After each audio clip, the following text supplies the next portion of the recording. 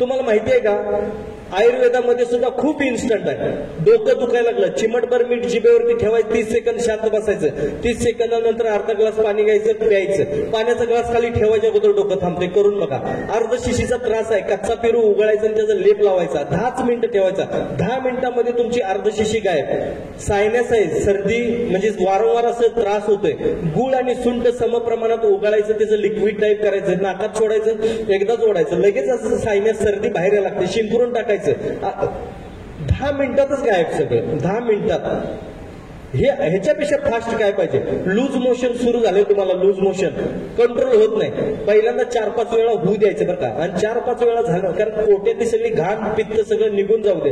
त्याच्यानंतर काय करायचं, 4-5 वेळानंतर मेथीचे दाणे चमचाभर जिभेवरती ठेवायचे असे आणि कोमट पाण्याबरोबर गिळायचे. ज्या मिनिटाला घेणार त्या मिनिटाला बटन मारल्यासारखं सगळं बंद. मुद्दामून जाऊन बसला तरी होणार नाही. पण हे आपल्याला माहिती आहेत का गोष्टी, आज लक्षात घ्या. खूप साऱ्या गोष्टी आहेत, आपण ह्या गोष्टी करू शकतोय. मेथीचे दाणे जर तुम्ही घेतलात ना तर तुम्हाला त्याचा चांगला रिझल्ट. अपचनाचा त्रास झालाय, करपट ढेकर यायला, अस्वस्थ व्हायला लागलंय, आलं घ्यायचं, किसायचं, त्याच्यात लिंबू पिळायचं, चवीसाठी मीठ घाला, मिक्स करायचं, थोडं थोडं थोडं ते खायचं. ते खाऊन ते संपायच्या अगोदर एवढंच घ्यायचं आलं, आणि तेवढं आलं संपायच्या अगोदर ना करपट ढेकर बंद, अपचनाचा त्रास बंद, गॅसेस बंद. ज्यांना गॅसेसचा त्रास जास्त आहे, ज्यांना गॅसेसचा त्रास जास्त आहे, त्यांनी वेलदोडा दिवसभरात एक वेलदोडा संपवायचा खाऊन, थोडा थोडा थोडा करून ना, आत जे काळे दाणे असतात ना ते थोडे थोडे करून संपवून टाकायचं. जर 21 दिवस केला तर गॅसेसचा प्रॉब्लेम सॉल्व्ह होऊन जातो. तुम्हाला खरंच पोट कमी करायचं आहे, माता भगिनीला विनंती करतो, आपल्याला पण सांगतो. आपल्याला कसं आहे, बाकीची बॉडी चांगली चालते पण पोटच नको असतंय. मग पोट नको आहे तर त्याला कष्ट खूप आहे, आणि कष्ट करायची तयारी पाहिजे, जरा व्यायाम करायचा. आणि त्याच बरोबर तुम्हाला सांगू, दालचिनी आहे ना, दालचिनी माहिती आहे ना, इकडे दालचिनीच म्हणतात तुम्ही, तर दालचिनी पोटाच्या पेरायची घ्यायची, थोडी थोडी थोडी खाऊन दिवसभरात एवढी दालचिनी संपवायची. तुम्हाला 15 दिवसात पोटात फरक जाणवा लागेल. 3 महिन्यामध्ये तुम्ही पोटा बऱ्यापैकी म्हणजे कमी आल्यानं जाणवेल तुम्हाला. पण थोडंसं चालणं किंवा काहीतरी करा. उगाच नको त्या ठिकाणी 15 मिनिटं घालवण्यापेक्षा तेच 15 मिनिटं तुम्हाला सांगतो 7.5 मिनिटं फुल स्पीडनं चालत जायचं, आणि तेवढं 7.5 मिनिटात परत यायला बघायचं. 80% आजारांपासून लांब राहाल तुम्ही, 80%. त्यामध्ये खूप ताकद आहे. मी सगळ्यांना पाया पडून एक गोष्ट सांगतो, कुणाचंही घ्या पण आयुर्वेदिक घ्या. आपण आयुर्वेदाला महत्व दिलं पाहिजे. आपल्या भारताची पारंपरिक पद्धती आहे. अहो ऋषी मुनींनी आपल्या खूप सारं काही लिहून ठेवलेलं आहे, खूप सारं. कुणाचंही घ्या तुम्ही, कुणाचंही घ्या पण आयुर्वेदिक घ्या. आयुर्वेदाला साईड इफेक्ट नाही, हे माहिती आहे की नाही केला. आयुर्वेद सगळ्यात श्रेष्ठ आहे. व्याधी समूळ नष्ट करण्याची ताकद हे फक्त आयुर्वेदामध्ये आहे. हे जगानं मान्य केलंय, आणि तुम्ही आम्ही का मागाय. मग आज मत आहे काही घ्या पण आयुर्वेदिक घ्या, ज्याला साईड इफेक्ट नाही आहे कुठल्याही प्रकारचा. व्याधी समूळ नष्ट करण्याची ताकद आयुर्वेदामध्ये आहे. आपल्याकडे खूप सारे चमत्कार आहेत, आपल्याकडे ते होतात ना, खूप सारे चमत्कार आहेत. तुम्हाला गैरसमज आहे ना की खूप दिवस म्हणजे 3 महिने 6 महिने आयुर्वेदिक औषधं घ्यायला लागतात. काही काही औषधं तुम्ही आयुष्यभर घेता, जातो का रोग.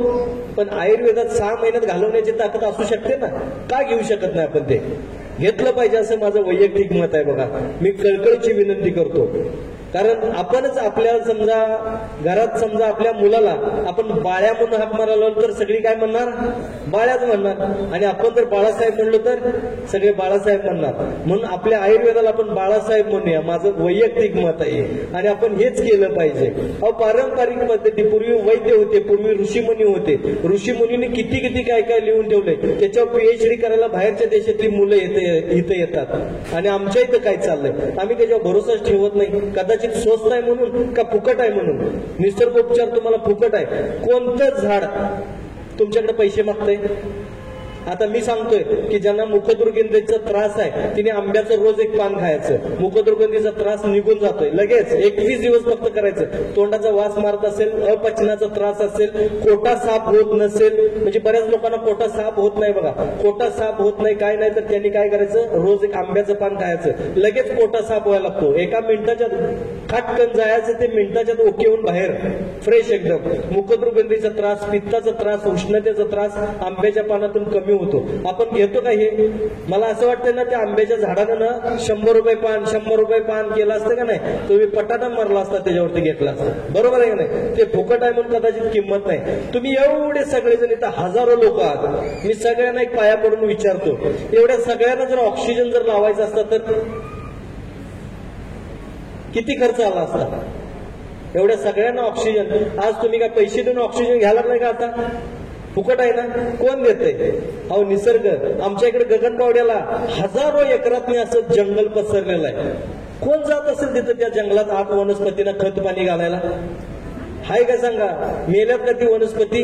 कोण जाते? अहो बा, आंधळ्याच्या गाई परमेश्वर राखी, हे लक्षात ठेवा. मी काही गोष्टी तुम्हाला सांगेन, खऱ्या सांगेन म्हणलं ना, तुम्हाला पाया पडून सांगतो. खरंच मी तुमच्या सगळ्यांच्या पाया पडतो आणि एक गोष्ट तुम्हाला सांगतो, स्वतःवर भरोसा ठेवा, स्वतःवर विश्वास ठेवा. पहिली गोष्ट, माता भगिनींना विनंती करतो, योगा करत चला, व्यायाम करत चला. बघा, ऑटोमॅटिक शरीर चांगलं राहते. शरीर मजबूत राहणं गरजेचं आहे बघा, तर आजारातून तुम्ही लांब राहू शकताय. बऱ्याच महिला म्हणतात की नाही हो, माझी तब्येतच सुटते, मी जेवत पण नाही, पण माझी जाडी वाढायला लागली. अहो तुम्ही काय करताय? काय करता काय? तुम्ही मला सांगा, वर्षातून एकदा बॉडी सर्व्हिसिंग करून घेता तुम्ही? घेतलंय का आजपर्यंत? घेतलंय का सांगा? कोण घेतलंय? वर्षातून दर वर्षाला फुल बॉडी चेकअप करणारी माणसं आहेत, पण सर्व्हिसिंग करणारी माणसं नाहीत. बॉडी एकदा तरी वर्षातून सर्व्हिसिंग करायला लागते, हे तुम्हाला माहिती आहे का?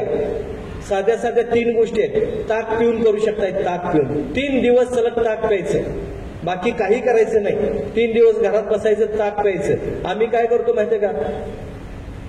एक एक जण तरी एकच दिवस पिते, दुसऱ्या दिवशी नाही जरा चक्कर येऊ, जरा अशक्तपणा आला अहो 3 दिवस, दुसऱ्या दिवशी उठल्यानंतर एकदम फ्रेश वाटायला लागते, दुसऱ्या दिवशी दुपारनंतर जरा आणि विकनेस जाणवते, तिसऱ्या दिवशी एकदम फ्रेश. पण वजन वगैरे मेंटेन राहतं, त्याच्यातून शरीर मेंटेन राहतं. बॉडी सर्व्हिसिंग व्हायला खरंच खूप गरजेचं आहे. तुम्ही 3 दिवस त्याच्यातून करू शकता. ताक पिऊन फक्त 3 दिवस सर्व्हिसिंग करू शकता. त्याच्यानंतर वरण भात भाकरी असं खात खात 10 दिवसामध्ये पुढच्या तुम्ही योग्य तुमचं काय असेल ते खावा, तुम्हाला पचायला लागेल. बऱ्याच लोकांच्या पचनक्रिया बिघडतात, पचतच नाही म्हणतात. तर हे तुम्हाला सर्व्हिसिंग करणं गरजेचं आहे. बघा, पचन संस्था चांगली राहिली, कुठल्याही पद्धतीचा काही त्रास होत नाही. नाही जर झालं तुम्हाला, तर तुम्ही पंचकर्मा सेंटरमध्ये जाऊन पंचकर्मा करून घेऊ शकता. त्याला 14,000 पासून जास्त पुढे पॅकेजेस आहेत. करा अगर नाही करा. पण अजून एक जर समजा ताक पिऊन होत नसेल, पंचकर्मा करून होत नसेल, तर सुजीवनी लिक्विड किंवा हेल्थ संजीवनी म्हणून सगळ्यात बेस्ट आहे. आता सध्या जे मार्केटला जास्त आहे, हेल्थ संजीवनी आणि सुजीवनी लिक्विड, हे दोन्ही पण आहे. यातलं कोणतंही घेऊन तुम्ही तुमचं बॉडी सर्व्हिसिंग करू शकता. स्क्रीनवरती आहे बघा. तर ती घेण्याची पद्धत वगैरे सोपी आहे. सकाळी फक्त एकदाच घ्यायचं, पत्ते पाणी नाही, काही नाही. तुम्ही बॉडी सर्व्हिसिंग करा, बॉडी पूर्ण फिटिंग मध्ये येते. ह्या सगळ्या गोष्टी होऊ शकतात, पण आपल्या हातात आहेत. सगळं जे काही करायचं ते आपल्या हातात आहे, आपण करू शकतो. अजून सांगू का तुम्हाला, टोटल पचन संस्था बिघडते म्हणजे नेमकं काय होतं? लाळ ग्रंथी जे आहेत ना, ते नीट तुमच्या लीक होत नाही. आता लाळ ग्रंथी जर तुम्हाला लीक करायची असतील व्यवस्थित, तर तेजपत्ता, तमालपत्री माहिती आहे तुम्हाला? काय म्हणता तुम्ही इकडे ताई? तमालपत्री ना? तर तमालपत्रीचा काढा करायचा. काय, एक 2 पानं ग्लासभर पाण्यात टाकायची, आठवून अर्धा ग्लास करायचा. अर्धा ग्लास पेक्षा कमी केलं तरी चालतंय. आणि प्रत्येकानं घरातल्या 2-2 चमचे प्यायचं. लहान मुलांनी फक्त 1 चमचा प्यायचा. तमालपत्री, ते बघा तमालपत्रीचं तिथं चित्र दिलेलं आहे. मी सगळं घेऊन आलोय तुम्हाला. काय होतं माहिती आहे, इकडं मी सांगतोय पण ते इकडं काहीतरी वेगळंच म्हणत असतात. ती तमालपत्री आहे बघा, आपल्या स्वयंपाकात वापरतो. भातात का घालतात माहिती आहे? स्वयंपाकात का घालतात? झाडाला जास्त झाल्यात म्हणून का? कशासाठी घालतात ते आपल्याला माहिती असायला पाहिजे. तर पचन संस्थेतल्या सगळ्या ज्या लाळ ग्रंथी आहेत ना, त्या ऍक्टिव्ह करण्याचं काम हे तमालपत्री करतं. आणि त्यामुळं आपल्याला त्या तमालपत्रीमुळं आपली पचन संस्था सगळी ओके चालते. सगळ्यात महत्वाचं, उष्णता कमी करते, उष्णता निघून जाते. उष्णता जर तुम्हाला घालवायची असेल, ह्याचा काढा प्यायचा 2 चमचे फक्त, आणि लहान मुलांनी 1 चमचा. बघा, भूक नीट लागायला लागेल, पचन संस्था व्यवस्थित चालायला लागेल, कोटा साफ व्यवस्थित व्हायला लागेल. बऱ्याच लोकांना कसं असते माहिती का, रोग काय नसतोय, रोगाचं मूळ कारण पोटामधून सुरू होतंय. पोट जर साफ नाही झालं ना, तर खूप आजार वाढायला लागतात असं म्हणतात. म्हणून पोटा साफ करण्यासाठी हे सगळ्यात साधा सोपा मार्ग आहे बघा. करत चला. 21 दिवस केलात ना, परत वर्षभर मागं वळून बघायचं नाही, करायचं नाही. काय 21 दिवस केलात ना, वर्षभर तुम्हाला एकदम 21 दिवसाचा खर्च किती येईल? 50,000. किती येणार आहे? 10 रुपये 20 रुपये लय झाले, बरोबर आहे का नाही? म्हणजे रोज 1 रुपया खर्च करायचा, पण 21 रुपये मी म्हणतो त्याला 100 रुपये खर्च आला. 100 रुपये मध्ये घरदार सगळं वर्षभर टकाटक. आजारांपासून दूर राहण्यासाठी ना खूप साधं सिंपल लागतं.